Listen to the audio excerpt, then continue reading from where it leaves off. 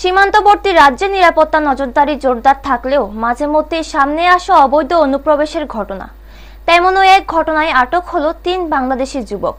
গোপন সূত্রে খবর পেয়ে বিলোনিয়া রেল স্টেশনে অভিযান চালায় পুলিশ। এই অভিযানে সন্দেহজনকভাবে ঘোরাফেরা করা 3 যুবককে আটক করা হয়। জিজ্ঞাসাবাদে তারা বাংলাদেশের নাগরিক বলে স্বীকার করে এবং সীমান্ত পেরিয়ে অবৈধভাবে ভারতে প্রবেশের কথা জানায়। পুলিশি সূত্রে জানা গেছে, ধৃতরা কাজের সন্ধানে বিলোনিয়া সীমান্ত দিয়ে ত্রিপুরায় ঢুকছিল। তাদের উদ্দেশ্য ছিল রাবার বাগানে শ্রমিকের কাজ করা। আটক ব্যক্তিরা হলেন ইমন হোসেন, আব্দুল আলিম এবং শহীদুল ইসলাম। বর্তমানে 3 জনেই পুলিশি হেফাজতে রয়েছে। ঘটনাকে ঘিরে এলাকায় চাঞ্চল্যের সৃষ্টি হয়েছে। ব্যুরো রিপোর্ট, নিউজ তৎকাল 24।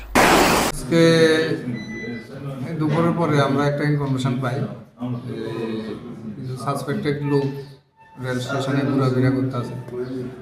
যথারীতি আমি এসআই নয়ন রায়কে আমি পাঠাই ইনকোয়ারি করার জন্য। মানে যথারীতি গেল, ইনকোয়ারি করলো। তারা জিজ্ঞাসাবাদ করার পরে জানতে পারলো তারা বাংলাদেশি। যখন প্রিলিমিনারি ইনকোয়ারি হলো, তারা নিজেরাই বললে যে বিলোনিয়া সাইডে দিয়া তারা বাংলাদেশ থেকে ইন্ডিয়াতে প্রবেশ করছে কাজের সন্ধান।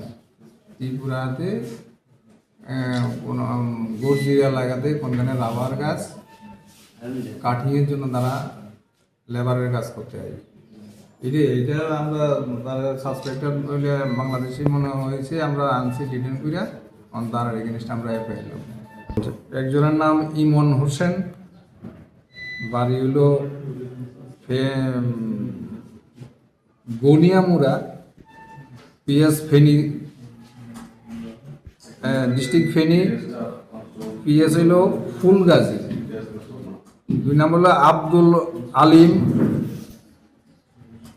বাড়ি হইল উত্তর দৌলতপুর, পিএস ফেনী, বাংলাদেশি। 3 নম্বর শহীদুল ইসলাম, বাড়ি হল উত্তর শ্রীপুর, পিএস ফুলগাজী, ডিস্ট্রিক্ট ফেনী, বাংলাদেশ। বর্তমানে এখন আমাদের কাস্টডিতে আছে। আমরা তাদের এগেইনস্টে একটা এফআইআর নিব, আমরা কোর্টে পরে